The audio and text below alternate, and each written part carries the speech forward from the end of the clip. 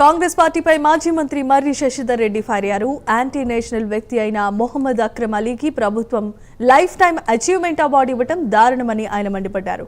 మొహమ్మద్ పై ఉన్న కేసులే షాడో సీఎంగా ఉన్న టీజీఎంఆర్ ఈఐఎస్ ఉప చైర్మన్ ఫహీం ఖురేషీపై కూడా ఉన్నాయి.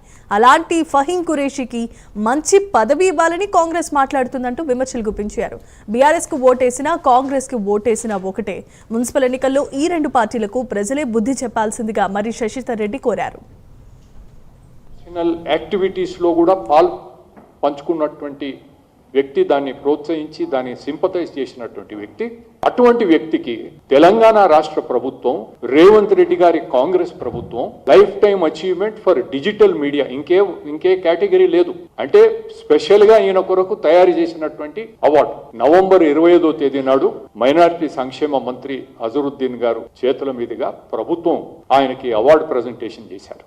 ఈ అబూ ఐమల్ అక్రమ్ అలీ మొహమ్మద్ అనేటువంటి వ్యక్తి, ఇటీవల ఇంకొక వ్యక్తి షాడో సీఎం గా అందరూ కూడా అభివర్ణిస్తున్నటువంటి ఫహీం ఖురేషీ, వీరిద్దరు కూడా రాజేంద్ర నగర్ వాస్తవ్యులు. అబూ ఐమల్ పైన ఉన్నటువంటి అలాంటి కేసులు ఫహీం ఖురేషీ పైన కూడా ఉన్నాయనేటువంటి రాజేంద్ర నగర్ పోలీస్ స్టేషన్ లో ఉన్నాయనేటువంటి విషయాన్ని చెప్పడం జరుగుతుంది. ఈ ఇద్దరు వ్యక్తులు ఈ రోజు సీఎం ఎక్కడికి పోయినా వారి కాన్వాయ్ లో ఉంటారు. సీఎం అయితే ఫహీం ఖురేషీ అయితే ఆయన ముందే నడుస్తాడు సీఎం తో పాటు.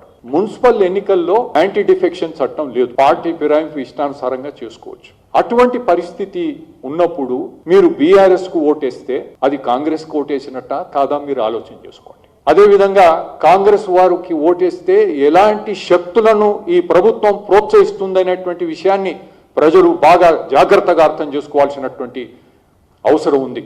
మన అసెంబ్లీలో ఒక ప్రభుత్వ స్థలం, అసెంబ్లీ ఆ లోపల ఉండేదంతా కూడా ప్రభుత్వ స్థలం. ఆ ప్రభుత్వ స్థలంలో ఉన్నటువంటి మస్జిద్ ఉంది, అక్కడ మొదటి నుంచి ఉంది.